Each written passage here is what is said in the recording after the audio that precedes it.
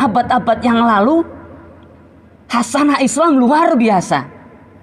Orang sekarang bilang self-talk, pep talk, positif self-talk. Tapi jauh sebelum itu sudah menghasilkan bukti-bukti dalam sejarah. Kita lihat misalnya sekitar 300 tahun setelah Rasulullah wafat, kurang lebih. Wafat juga seorang hamba Allah yang luar biasa, yang sudah selesai hafalan Qur'annya sejak usia 10 tahun. Beliau udah hatam, selesai menghafal. Dan beliau umur 18 tahun sudah menjadi dokter yang menyembuhkan raja yang sangat terkenal ketika itu. Dan beliau umur 20 sampai 22 tahun sudah diangkat, dinobatkan sebagai bapak kedokteran dunia karena ilmunya yang luar biasa berdasarkan Al-Quranul Karim. Ibnu Sina namanya, wafat tahun 1037, 1000 tahun yang silam kurang lebih. Sosok seperti Ibnu Sina sudah punya teori, hadirin asadakumullah. Apa kata beliau? Orang yang sakit itu kalau hatinya syukur, kalau dia selalu positive thinking, selalu berprasangka positif kepada Allah, sebagaimana hadis qudsi, ana inda dzanni abdi bi, aku akan tergantung dari apa yang diprasangkakan hambaku terhadapku, maka orang yang sakit fisik sekalipun dia akan cepat sembuh. Masya Allah, Masya Allah hadirin. Maka tidak heran kalau kita baca sejarah, kenapa Islam pernah berjaya di dunia ini? Kenapa Islam pernah menghasilkan karya yang luar biasa? Kenapa hal-hal modern di zaman ini kalau ditelusuri teori dasarnya sudah ditemukan para ilmuwan Islam berabad silam. Masya Allah. Ternyata mereka ini dekat dengan Quran karena mereka ini panutannya Rasulullah Muhammad SAW. Sedangkan kita orang-orang Islam sekarang mungkin masih belum meyakini Rasulullah sebagai uswah hasanahnya, sehingga panutannya masih orang lain, artis-artis idola, figur-figur yang alih-alih mengajak dekat dengan Allah malah menambah jauh dari Allah Subhanahu wa taala. Naudzubillahi min dzalik. Hadirin asyhadakumullah. Apa yang harus kita perbuat? Yang harus kita perbuat adalah come back to Al-Quran, kembali kepada Al-Quran. Kita gunakan, kita manfaatkan firman-firman Allah itu sebagaimana Allah perintahkan, hudal lil muttaqin. Hai kalian orang-orang beriman, manfaatkan Al-Quran itu menjadi petunjuk dalam kehidupan kalian, orang-orang yang bertakwa, orang-orang yang percaya kepadaku, kata Allah, orang-orang yang percaya kepada Rasulullah Muhammad, orang-orang yang percaya akan ada hari akhir, orang-orang yang percaya bisa damai, bisa tenang, bisa bahagia dengan Quran. Manfaatkan Al-Quran. Jangan hanya menjadi bahan bacaan, perlombaan saja, tapi lebih dari itu. Dalam zikrullah misalnya, sudah luar biasa. Hadirin asatakumullah. Kalau kita baca di kitabnya Al-Hikam, kitabnya Ibnu Athaillah, seorang sufi, atau di kitab Al-Adhkar yang ditulis oleh Imam An-Nawawi, beliau-beliau ini memberikan gambaran bagaimana berzikir itu sebenarnya. Caranya seperti apa? Ada yang disebut dengan jali, yang harus terdengar oleh orang lain. Ada yang disebut dengan khafi, yang tidak terdengar orang lain karena didetakkan di dalam hatinya atau digerakkan di lisannya tapi tidak terdengar orang lain. Dan zikrul hakiki, zikir hakiki, yang dimaksud adalah menerapkan kebaikan-kebaikan, menjalankan sunnah-sunnah Rasul dalam kehidupan, selalu mengaitkannya kepada Allah Subhanahu wa taala. Hadirin asadakumullah. Begitu juga kita kenal ada zikir jahri, zikir sirri. Ada zikir yang kita terdengar, subhanallah, astagfirullah. Tapi ada juga zikir yang tidak terdengar. Dan itu juga diajarkan dalam Al-Quranul Karim. Selalu memikirkan ayat-ayat Allah, itu zikrullah, itu zikir kepada Allah. Hadirin asadakumullah. Teknisnya seperti apa agar self-talk yang 50.000 kali tiap 1 kali 24 jam itu betul-betul dipenuhi dengan zikrullah? Sayang kalau kita sehari itu berkomunikasi di dalam hati kita 50.000 kali, kita ngobrol sendiri, tapi tidak ada Allah di sana. Tidak disebut asma Allah di situ. Tidak ada zikrullah di situ. Yang muncul malah suudzon. Yang muncul malah benci pada seorang, curiga pada orang. Naudzubillah min dzalik.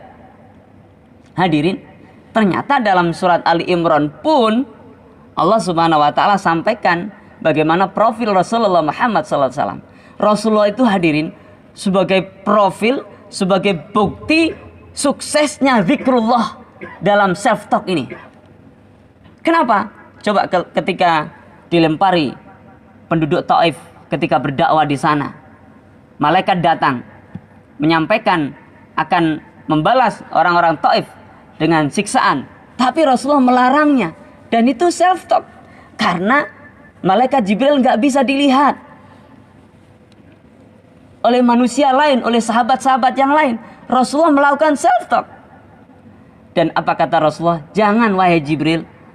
Bahkan Rasulullah mendoakan agar orang-orang Taif kelak suatu saat anak cucunya menjadi pembela Rasulullah Muhammad SAW. Dan itu terjadi, hadirin as'adakumullah. Begitu juga bagaimana Rasulullah menghadapi Khalid bin Walid yang ketika perang memusuhi Islam selalu menang. Rasulullah mendoakannya, dan ujungnya Khalid pun menjadi mu'alaf, menjadi pembela Rasulullah, menjadi pedangnya Allah. Masya Allah. Hadirin, dalam surat Ali Imran ini ternyata rahasianya. Allah sampaikan, fabima rahmatim minallahi lintalahum walau kunta faddan ghalidal qalbi lan faddu min khawlik fa'fu anhum wastaghfir lahum wasyawirum fil amr fa idza azamta fatawakkal 'ala Allah. Masyaallah. Innallaha yuhibbul mutawakkilin. Ali Imran 159.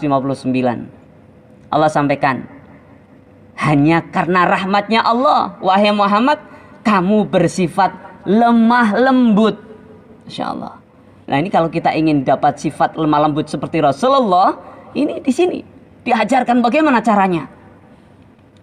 Walaupun tafadhan ghalidal qalbi, karena andai saja kamu hatinya keras, antum nyalah-nyalahkan orang, kamu kemudian membid'ah-bid'ahkan orang, menyesat-nyesatkan orang, ya, lang faddu min haulik, mereka akan lari darimu, mereka akan menjauh darimu. Maka kalau sudah seperti itu, ini langkahnya. Allah sampaikan, fa'fu anhum, maafin mereka. Masya Allah. Jadi langkah pertama ternyata hadirin, memaafkan itu zikrullah. Karena kita terkait langsung dengan Allah. Memaafkan semua orang-orang yang bersalah kepada kita, yang pernah nyakitin kita, maafkan. Itu zikrullah. Mungkin kita selama ini berpikir zikir itu baca subhanallah 33, alhamdulillah 33, Allahu akbar 33. Lebih dari itu, Al-Quran sudah mengajarkan, fa'fu anhum, maafkan semua orang yang memusuhi kita, yang menyakiti kita, yang mengancam kita, yang berbuat makar kepada kita, maafkan. Fa'fu anhum. Setelah dimaafkan hadirin, langkah berikutnya masih juga dengan kegiatan hati ini. Coba. Pertama, memaafkan, ini zikrullah. Zikrul self-talk. Zikrullah di dalam diri kita. Memaafkan, kita ngobrol di dalam hati kita, maaf, aku maafkan dia ya Allah. Dia sudah menyakitiku, tapi ku maafkan ya Allah. Di dalam hati. Dan berikutnya, wastaghfir lahum, mintakan dia ampun kepada Allah. Mintakan ampunan Allah untuk dia, untuk orang-orang yang menyakitimu, untuk orang-orang yang memusuhimu, untuk orang-orang yang mungkin berprasangka buruk padamu, untuk orang-orang yang mungkin memfitnah dirimu. Masya Allah, kita diperintahkan langsung oleh Allah, sebagaimana Rasulullah Muhammad, untuk memintakan ampun kepada Allah untuk dia. Masya Allah. Jadi ternyata kalau ada orang menyakiti kita, kewajiban kita adalah memintakan ampun salah dia kepada Allah. Kita mintakan dia ampunan kepada Allah tanpa sepengetahuan dia. Kenapa hadirin? Karena Rasulullah Muhammad SAW menyampaikan, Ma min abdin muslimin yad'u li akhihi bi dhahril ghaib ila qalal malaku walaka bimithlin.